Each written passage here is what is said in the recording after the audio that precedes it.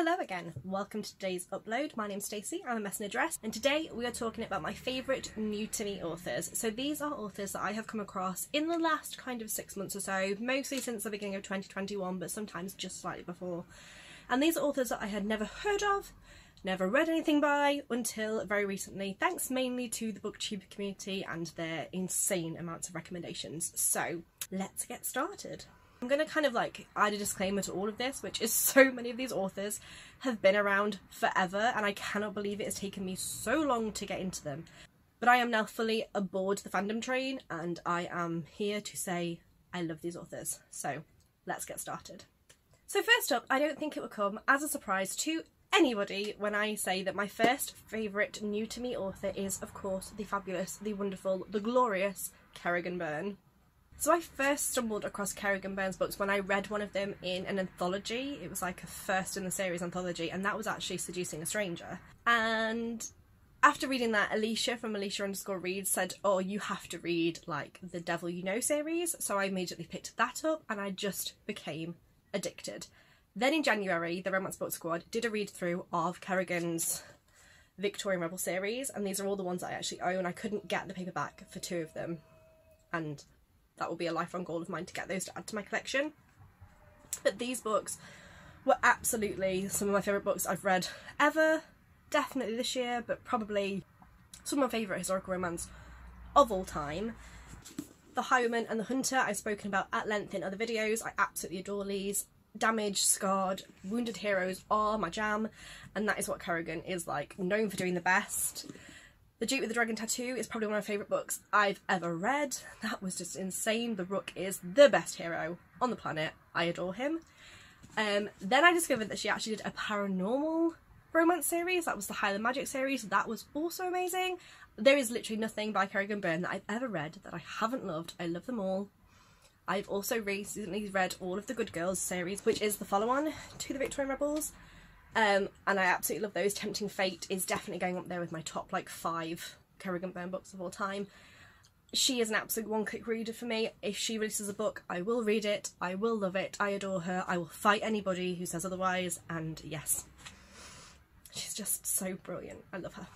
So next up is an author that I think everybody talks about, but crazily I had not read one of her books until this year, and I've been reading romance for a very, very, very long time, so I don't know how I missed her. This is, of course, Lisa Kleypas. So my first Lisa Kleypas book was Secrets of a Summer Night. This was part of the seasonally booked up Wallflower read-along, and I absolutely loved it. I then got involved in reading in Fairyland's Wallflowers read-along, where we read the other 3 in the series, which were It Happened One Autumn, Devil in Winter, and Scandal in Spring. It is called Scandal in Spring. I keep saying this. I actually went against my own book rule and reordered The Devil in Winter just so I could get the version with the step back. I promised myself I'd never do that, and I totally did it because I got the It Happened One Autumn step back first and I was like, I need the set.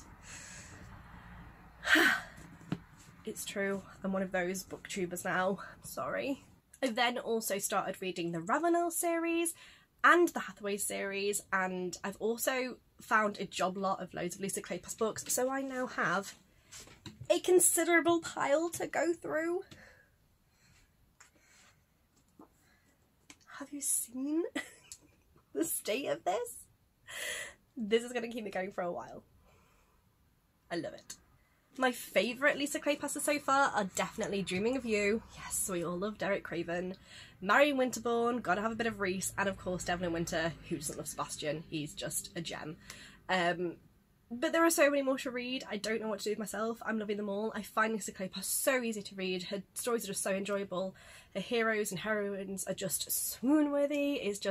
She's just fantastic, and I'm so, so pleased that I found her. So next up is an author that, again, never heard of before this, and I don't have any of her physical copies to show you because I read them on my Kindle, but this is Lorraine Heath, and the first book I read by her was To Marry an Heiress, which, if I'm honest, was a bit meh. I wasn't so sure on that. It was fine. It was enjoyable enough, but it didn't really get my blood stirring, if you know what I mean. And then Alicia Reads was reading through her A Sins for All Seasons series and said they were really, really good, and she really highly recommended them. And if Alicia recommends it, I'm going to read it. So I picked up those and I've been reading through those, and I think I've got 1 or 2 left to go, and I absolutely love them. They are so good. I love the heroes and heroines in those stories. We all love an underdog, we all love kind of a bit of a rough and ready hero or a heroine from the wrong side of the tracks, and these books are just perfect for delivering that. I've thoroughly enjoyed them, I find them so easy to read, and Lorraine Heath has like a crazy long backlist with so many books, so many series, and so I really need to pull my finger out and get reading some more because I have got some catching up to do. So next up is another author that nobody will be surprised to hear, and everybody will be going, what do you mean you've never read her before? You lunatic. This is of course Sarah MacLean. Sarah MacLean is such a fantastic author. Is it Sarah MacLean or Sarah MacLean? I don't know. Sorry.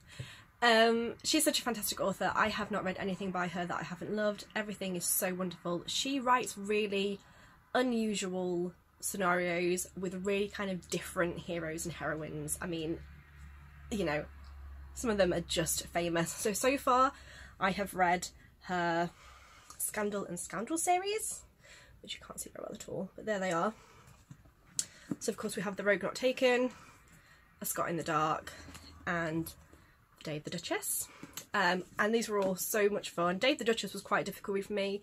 It involves cheating, but even then, the power of Sarah MacLean is, I couldn't deny how fantastic that book was, even though it had a trope, which I loathe and I hate, and I still loved it.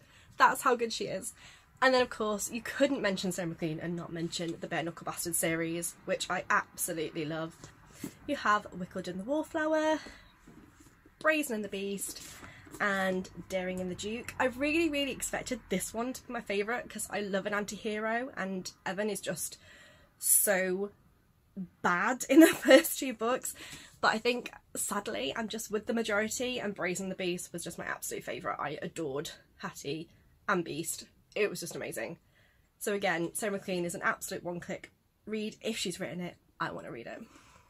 So next up, another new to me author is Talia Hibbert, and obviously I came across Talia Hibbert because of the Brown Sisters books, which I feel like everybody knows about these books and everybody's read them and everybody raves about them. They really are so endearing, they're so funny, they're so well written, the banter between the characters is amazing, they're incredibly diverse stories, they feature loads of different kind of scenarios, loads of different characters with different conditions and different pasts, and I really love every single one of them. I think my favourite is probably Chloe. I don't know. Like, in some of them I love the heroes more than the heroines, and others I love the heroines more than the heroes, if you know what I mean. So I'd be really hard pressed to actually pick a favourite. And I know that Talia Hibbert has written so many other books than these books, and I haven't read any of them, so I do need to go back and reread them all. But the moment I knew she was going to get added onto this list is when I read Mating the Huntress, which is a paranormal romance. It is a werewolf stroke huntress romance, and this was so freaking perfect. Like, I'm a Kresley Cole fan. I have really high expectations when it comes to paranormal romance. Like, I am expecting the moon and back, and I have yet to find anybody who can compete with Kresley on the paranormal front, and Talia was right there. Like, this book was, it was only a novella, I wanted more of it, and I'm gutted that it's the only book in the series so far. Please write some more, because this was a joy, it was amazing, I loved it, and this has concreted her place in my new favourite authors. I love her, she's great, she can do no wrong. So next up is an author that I almost forgot off this list, and then when I had remembered to include her, I wanted to slap myself around the head, because how could I leave this author out of my new favourite authors? This is Tessa Dare. She is an angel. She's just fabulous. Every single thing I read from her is joyful and beautiful and hilarious. I laugh out loud. I just absolutely love these books. So I've read Tessa Dare's books in an absolutely insane order. I don't think I followed a single series in the order it was intended to be read. Like, I can't even remember what the first book I read was. What was the first book? The first book was, of course, her Christmas novella, which the name escapes me, but it was this one. And this was like the perfect romance. It's loosely based off Bridget Jones' Diary. It features the ugly jumper scene, and it's just absolute perfection. It's like 300 pages too short. I needed more. I wanted more of these characters. I loved it. And from that I went on a bit of a, let me see what else Tessa Dare's written that I can read. I have read so far the Girl Meets Duke series, the Duchess Deal, the Governor's Game, and the War for Our Wager. I, along with everybody else in the world, am desperately waiting for The Bride Bet, because these books are phenomenal. They are so good. I can't get over it, how amazing they are. I mean, the parrot and the goat scene are some of my favourite scenes in any historical romance ever. I love all of them for different reasons. There are so many great setups, there are so many wonderful characters. The kid, the little girl who's obsessed with death, brilliant. The woman turning up at the door in a wedding dress, fabulous. I just adore these books. I also have read some of the books in the Castles Ever After series, but in absolutely no particular order. So I did eventually read number 1, which is Romancing the Duke, which is the one with like, almost like the cosplayers. Again, really, really interesting ideas. Tessa Dare always comes up with really interesting concepts, and I love them. And I also read Do You Want to Start a Scandal, which I believe is the 4th book in this series. That is probably my favourite book of hers of all time. I think that's the one that has the talk between the mum and the daughter that involves the use of emoji-like plants, which killed me. I was in absolute stitches. It was so funny. Tessa Dare is just a god. I love her to bits. I still have not read anything from Spindle Cove, so I'm so excited. There is so much more Tessa Dare to go. I'm such a lucky girl. And then last up on this video, I wanted to include 2 authors, and this is kind of like a bit of a bold choice. These are 2 authors who are going on my favourite new to me author list, having only read 1 book by each of them. That is how confident I am on their writing style, that I'm going to love like everything they write. First up we have Annika Martin, who I read one of her Billionaires in Manhattan book, and this was The Billionaire's Wake Up Call Girl, and this was, if not my favourite book of 2021 so far, it is right up there at the top of the list. It was so funny, it was a laugh out loud read, it was so easygoing. I could see this being filmed like so easily. You could see the movie playing out in front of you. This was utter perfection. I adored it. I do need to really, really get on to reading the rest of the series because I loved it. I found Annika Martin's writing style so engaging, so uplifting.